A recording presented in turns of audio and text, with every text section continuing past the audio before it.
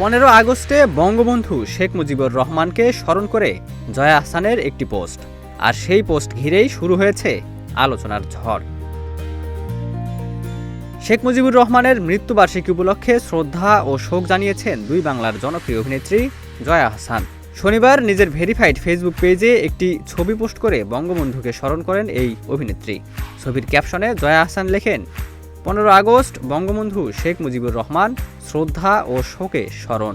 ক্যাপশনের সঙ্গে বাংলাদেশের জাতীয় পতাকার একটি ইমোজিও যুক্ত করেন এই অভিনেত্রী। পোস্ট করা ছবিতে দেখা যায় শেখ মুজিবুর রহমানের একটি মুরালের সামনে লাল শাড়ি পরে দাঁড়িয়ে আছেন জয়া আহসান। ছবিটি প্রকাশের পরপরই তার ভক্ত ও অনুসারীদের মধ্যে এটি নিয়ে শুরু হয় ব্যাপক আলোচনা। Ikramuzzaman, news flash 71।